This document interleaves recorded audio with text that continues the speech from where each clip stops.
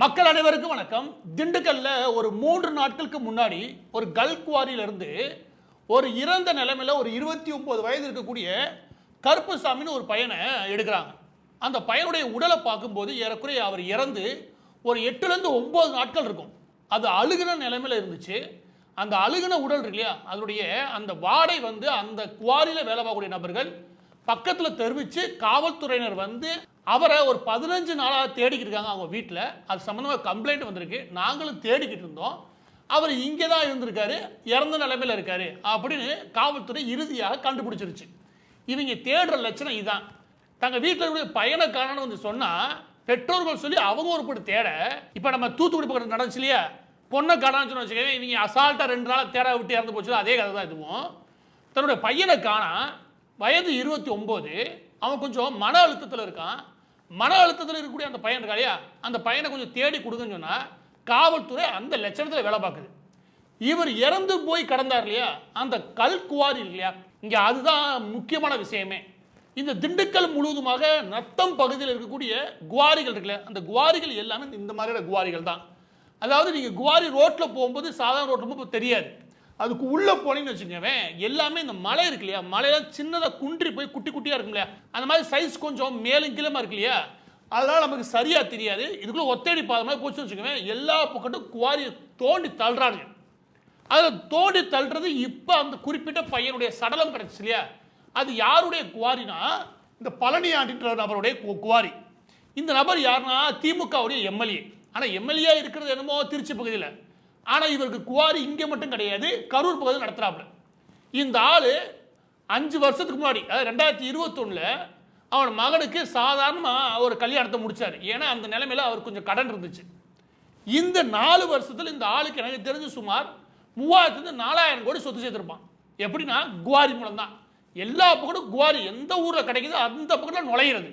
காட்டுத்தனமாக கொஞ்சம் கூட ஈவு இறக்கம் இல்லாமல் அல்லதான் இந்த குவாரிகள் இந்த நிலைமையில் இருக்கு. ஆனால் இதில் இருக்கிற விஷயம் என்ன அப்படின்னா, இந்த குவாரிகள் இருக்குல்ல, இந்த நத்தம் பகுதி இருக்கு இல்லையா, திண்டுக்கல் பகுதியில் இருக்கிற குவாரிகள் இந்த ஒரு பையன் மட்டும் கிடையாது. அடிக்கடி யாராவது காணாம போகிறது, அந்த பகுதி இந்த மாதிரி மர்மமான மரணங்கள் இருக்கு இல்லையா, அது அதிகமாகவே நடக்குது.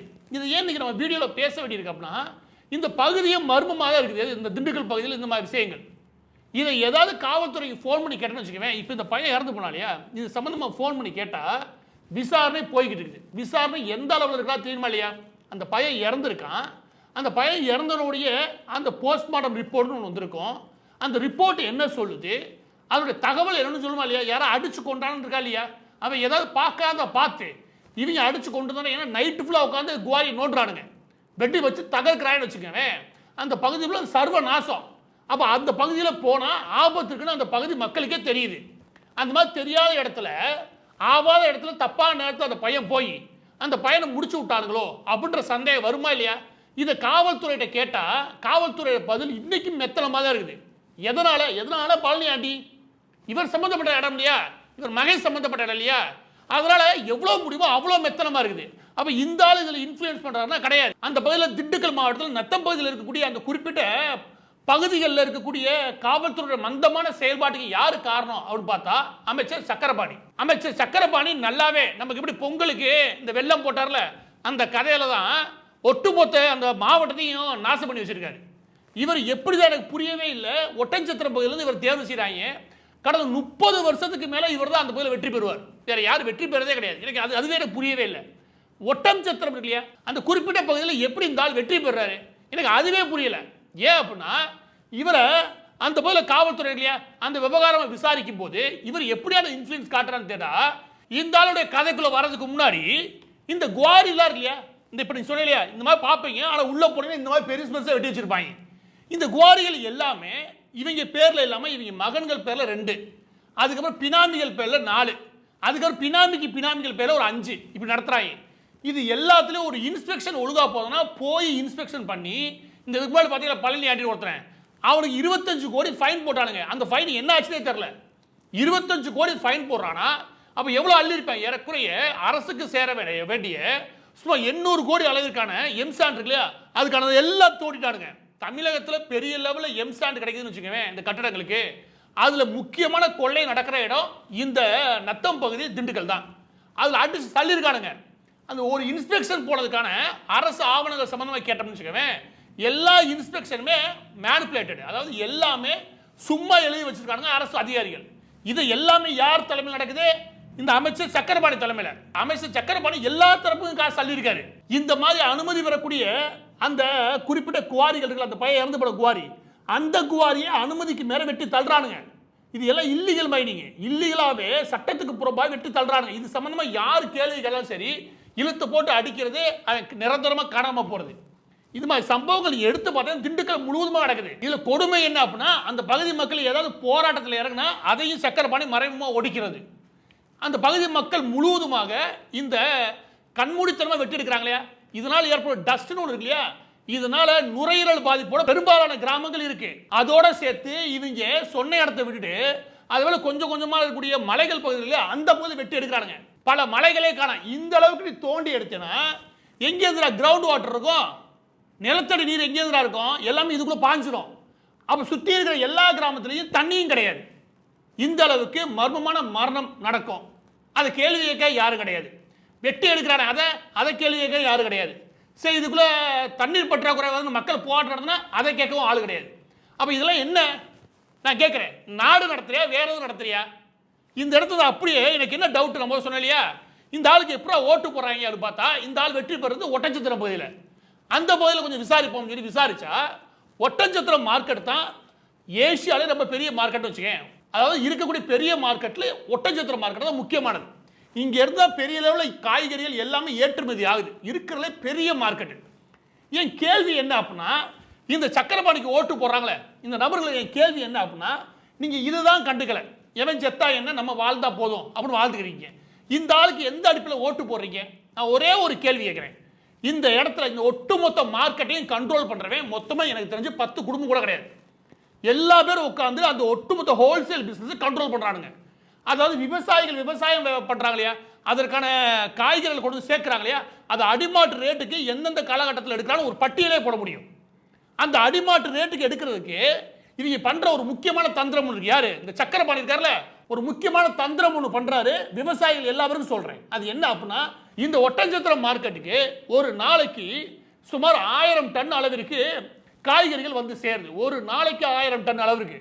ஆனா சேமிப்பு கிடக்கு இல்லையா, அதை பதப்படுத்தி வைக்கிறதுக்கு அந்த குளிரூட்டப்பட்ட அந்த ஸ்டோரேஜ் ஒன்று இருக்கு இல்லையா, அந்த கோல்டு ஸ்டோரேஜ், அதை பதப்படுத்துறதுக்கான இடம் இருக்கு இல்லையா, அது இருக்கிறது 3%. இந்த நம்பரை தயவுசெய்து மறந்துடவே மறந்துடுறேன். 30 கிடையாது, 3% வரது 1000 டன் பர் டேக்கு. ஒரு நாளைக்கு 1000 டன் வந்து இருக்குது.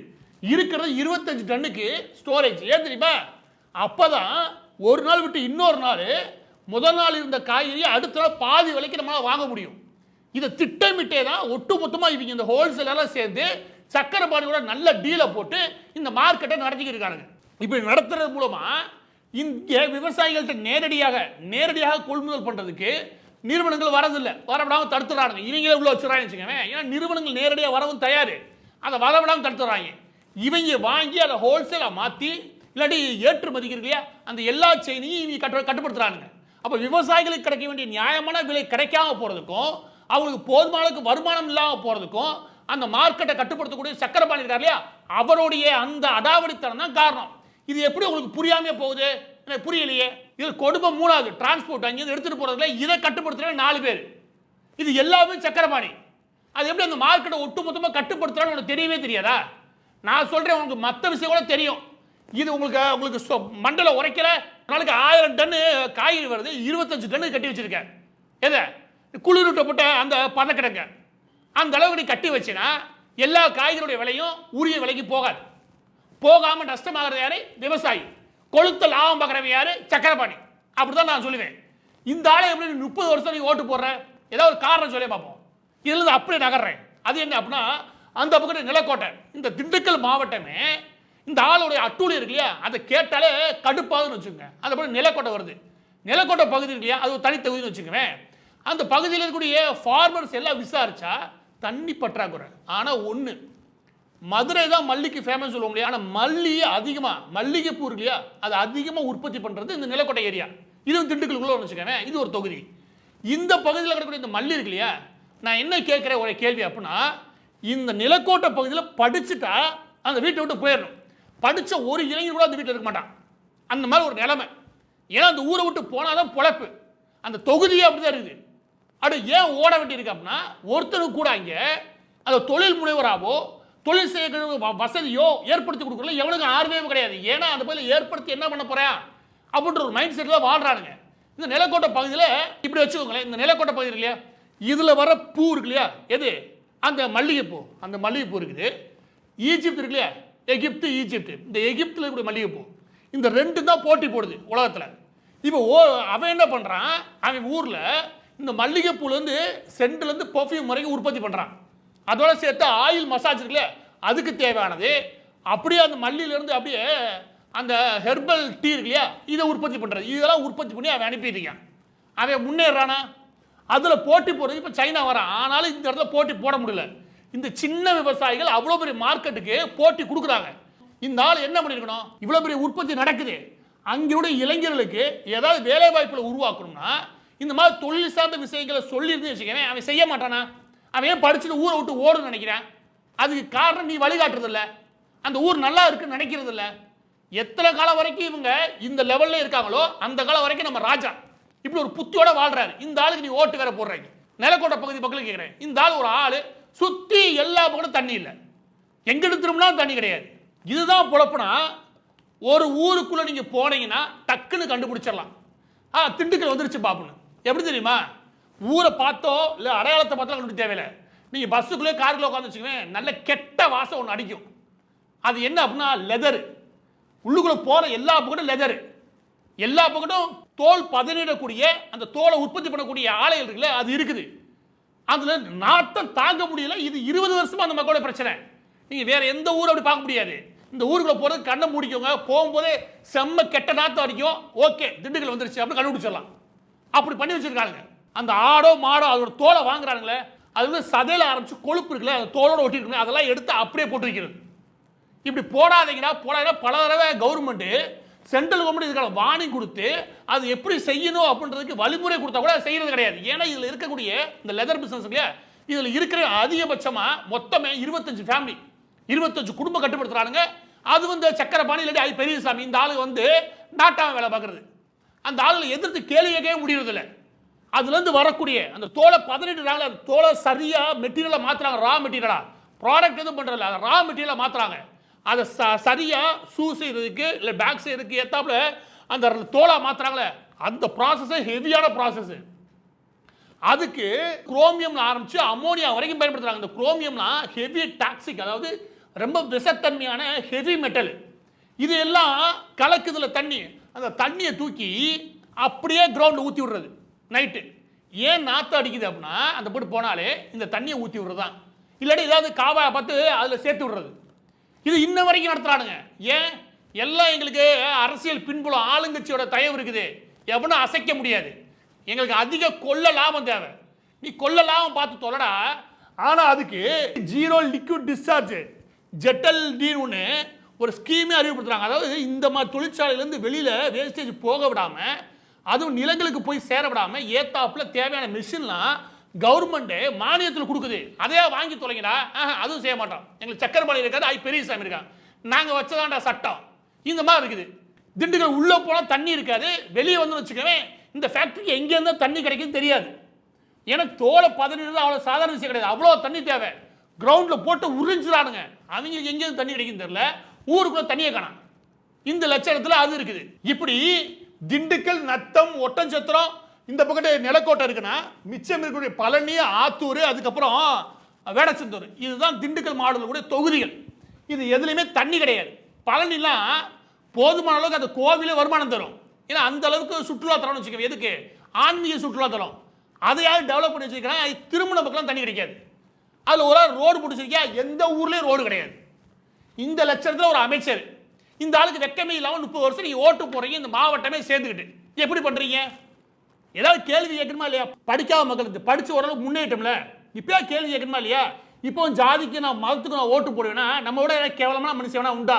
நான் கேட்கிறேன், இந்த ஆளுக்கு எப்படி ஓட்டு போடுறேன் சொல்லு. எனவே பதிவோட இறுதியாக இந்த ஆளோட தயவுல தான் இந்த ஆள் வந்து அங்கே ஆட்டம் போடுறான்.